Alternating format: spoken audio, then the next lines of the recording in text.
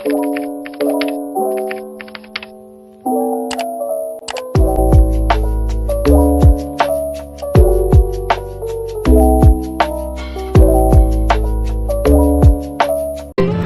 assalamualaikum warahmatullahi wabarakatuh. Pada video kali ini saya akan membahas mengenai administrasi pembangunan. Langsung saja, yang pertama mengenai pengertian administrasi pembangunan. Dalam arti sempit, ditinjau dari lingkup kerja yang sempit, yaitu berkisar pada kegiatan tata usaha kantor atau office work, seperti penulisan, pengetikan, surat menyurat, yang termasuk menggunakan komputer, pengagendaan, pengarsipan, dan pembukuan. Sedangkan dalam arti luas, menurut Deliangji, administrasi adalah serangkaian kegiatan yang dilakukan oleh sekelompok orang dalam suatu kerja sama untuk mencapai tujuan tertentu. Tetapi tidak semua kerjasama bisa disebut dengan administrasi. Kemudian pembangunan. Menurut Alexander, pembangunan atau development adalah proses perubahan yang mencakup perubahan sistem sosial seperti politik, ekonomi, infrastruktur, pertahanan, pendidikan, dan teknologi, kelembagaan, dan budaya. Suatu usaha perubahan menuju keadaan yang lebih baik berdasarkan pada norma-norma tertentu. Perencanaan pendayagunaan potensi alam, manusia, dan sosial budaya.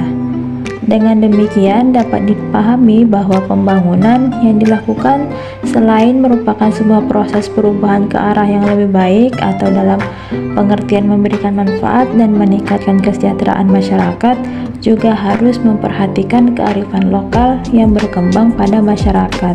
Hal ini bertujuan agar pembangunan yang dilaksanakan tersebut tidak mengalami resistensi di tengah masyarakat. Selanjutnya tentang 7 ide pokok pembangunan. Siagan pada bukunya tahun 2005 menjelaskan bahwa pembangunan didefinisikan sebagai rangkaian usaha mewujudkan pertumbuhan dan perubahan secara terencana dan sadar yang ditempuh oleh suatu bangsa dan negara menuju modernitas dalam rangka pembinaan bangsa atau nation building. Kemudian menurutnya apabila disimak secara cermat dari definisi tersebut muncullah 7 ide pokok dari pembangunan yang dilakukan. Yang pertama, pembangunan merupakan sebuah proses. Sebagai sebuah proses, pembangunan berkelanjutan selama bangsa tersebut ada dan memiliki tahapan yang pada satu pihak sebagai independensi dan pada pihak lain sebagai bagian dari suatu yang tidak akan pernah berakhir. Yang artinya, pembangunan harus tetap berjalan sesuai dengan tahapannya yang berdasarkan jangka waktu, biaya, atau hasil tertentu yang diharapkan akan diperoleh dari pelaksanaan pembangunan tersebut. Tujuan pembangunan yang dilaksanakan adalah untuk mencapai masyarakat yang sejahtera dengan hakikat untuk membangun manusia Indonesia seutuhnya. Yang kedua, pembangunan dilaksanakan secara sadar. Pembangunan harus dilaksanakan secara sadar, oleh karena itu, kegiatan yang dilakukan dalam masyarakat tanpa melalui proses atau tahapan tertentu dan dilakukan secara sporadis, insidental tidak dapat dikatakan sebagai pembangunan, sekalipun mendapatkan dukungan penuh dari masyarakat setempat.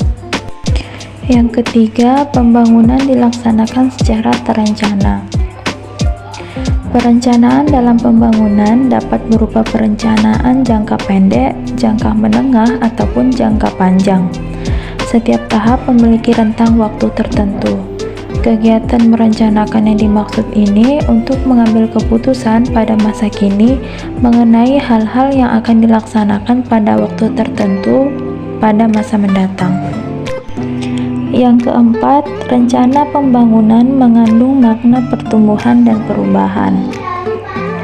Rencana pembangunan mengandung makna pertumbuhan dan perubahan. Dalam hal ini, pertumbuhan yang dimaksud agar terjadi peningkatan kemampuan suatu negara untuk berkembang sesuai dengan potensi yang dimiliki untuk berkembang. Pertumbuhan berarti tidak hanya mampu mempertahankan hal-hal yang sudah dimiliki, tetapi juga lebih memperlihatkan eksistensinya dalam pergaulan bangsa dan negara. Kemudian perubahan dalam pembangunan berarti melakukan antisipasi dan proaktif dalam menghadapi situasi yang berbeda dari waktu ke waktu. Situasi ini bersifat dinamis, yang selalu mengalami perkembangan dari waktu ke waktu, apakah dapat diprediksi atau tidak. Dengan demikian, situasi ini tidak hanya berputar pada cara mempertahankan status quo. Yang kelima, pembangunan mengarah kepada modernitas. Modernitas merupakan cara hidup yang lebih baru dan lebih baik dari sebelumnya. Demikian pula pola pikir lebih rasional tetapi tetap memiliki nilai budaya yang lebih kuat dan mempertahankan tingkat fleksibilitasnya. Modernitas bukan berarti tingkah laku yang kita lakukan semuanya identik dengan cara hidup gaya barat, tetapi cara mempertahankan jati diri dengan nilai-nilai luhur yang dimiliki. Sebagai bangsa Indonesia, kita memiliki nilai-nilai luhur yang dikandung oleh Pancasila yang merupakan kepribadian bangsa. Pembangunan, modernitas, dan industrialisasi sulit dipisahkan satu sama lainnya, karena sebagaimana dinyatakan Claude tahun 1977, ketiga hal tersebut merupakan rangkaian proses perubahan sosial dan memiliki luasan atau skop yang berbeda. Pembangunan merupakan perubahan sosial, modernisasi merupakan bentuk khusus atau special case dari pembangunan, dan industrialisasi adalah salah satu segi atau a single phase dari pembangunan. Yang keenam, modernitas yang ingin dicapai melalui berbagai kegiatan pembangunan bersifat multidimensional. Modernitas yang terkandung dalam pembangunan tidak bersifat tunggal, tetapi meliputi berbagai aspek kehidupan bermasyarakat, berbangsa, dan bernegara. Modernitas tersebut dapat diwujudkan dalam bidang politik, ekonomi, sosial budaya, ataupun pertahanan dan keamanan. Dan yang terakhir, pembangunan wadah pembinaan bangsa. Wadah pembinaan bangsa berfungsi untuk memperkokoh fondasinya dan memantapkan keberadaannya di dunia internasional. Wadah pembangunan ini diharapkan dapat menghasilkan kesejahteraan terhadap bangsa dan negara lain di dunia. Wadah ini pula yang diharapkan dapat menghilangkan status negara berkembang, negara miskin, negara terbelakang, negara dunia ketiga, dan sebagainya yang membawa stigma negatif dalam pergaulan dunia internasional. Selanjutnya, tujuan pembangunan. Tujuan pembangunan ini terdapat dua. Yang pertama, tujuan pembangunan untuk mewujudkan masyarakat yang sejahtera dalam segala aspek kehidupan, dan yang kedua, tujuan pembangunan tidak mengenal batas waktu pencapaiannya, yang artinya masih tetap berlaku sepanjang bangsa dan negara tetap ada di muka bumi ini sejalan dengan berkembangnya konsep kesejahteraan bagi masyarakat. Oleh karena itu, pembangunan yang telah dilaksanakan oleh seluruh komponen masyarakat sesuai dengan potensi yang dimilikinya perlu diawasi pelaksanaan dan kesinambungannya, mulai dari tahap formulasi, implementasi, serta evaluasi dan umpan balik yang diberikan terhadap keseluruhan proses tersebut. Pengawasan tidak hanya mutlak menjadi milik pemerintah, tetapi semua komponen masyarakat berhak ikut serta melakukan pengawasan sesuai kemampuannya masing-masing.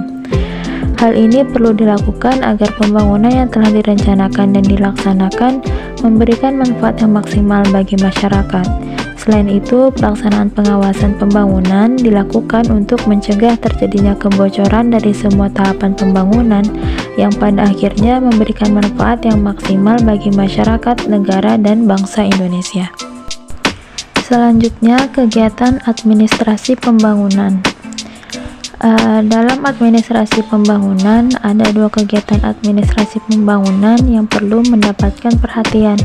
Yang pertama, masalah kepemimpinan, koordinasi, pengawasan, dan fungsi administrator sebagai unsur pembangunan. Dan yang kedua, pengendalian atau pengurusan yang baik dari administrasi fungsional, seperti perlembagaan dalam arti sempit, kepegawaian, pembiayaan pembangunan, dan lain-lain sebagai sarana pencapaian tujuan kebijaksanaan dan program pembangunan. Selanjutnya, ciri-ciri administrasi pembangunan. Menurut Irving Swerdlow dan Saul M. Katz tahun 1963, terdapat beberapa ciri administrasi pembangunan. Yang pertama, adanya suatu orientasi administrasi untuk mendukung pembangunan. Administrasi terhadap perubahan ke arah keadaan yang dianggap lebih baik. Keadaan yang lebih baik bagi negara-negara yang baru berkembang dinyatakan sebagai usaha ke arah modernisasi, pembangunan bangsa, dan pembangunan sosial ekonomi. Dalam administrasi pembangunan, diberikan uraian mengenai keterkaitan administrasi dengan aspek-aspek pembangunan di bidang politik, ekonomi, sosial budaya, dan yang lainnya. Yang kedua, adanya peran administrator sebagai unsur pembangunan. Peranan serta fungsi pemerintah sangat erat kaitannya dengan perencanaan dan pelaksanaan pembangunan. Administrator juga dapat menciptakan suatu sistem dan praktek administrasi yang membina partisipasi dalam pembangunan. Yang ketiga, perkembangan, baik dalam ilmu maupun pelaksanaan perencanaan pembangunan, memiliki orientasi yang semakin besar dalam memberikan perhatian terhadap aspek pelaksanaan rencana. Suatu perencanaan yang berorientasi pada pelaksanaannya lebih banyak memperhatikan aspek administrasi dalam aspek pembangunannya. Dan yang terakhir, administrasi pembangunan masih berdasarkan prinsip administrasi negara. Akan tetapi, administrasi pembangunan memiliki ciri-ciri yang lebih maju daripada administrasi negara. Baik, sekian yang dapat saya sampaikan. Atas kekurangannya saya mohon maaf. Saya akhiri dengan wabillahi taufiq wal hidayah. Wassalamualaikum warahmatullahi wabarakatuh.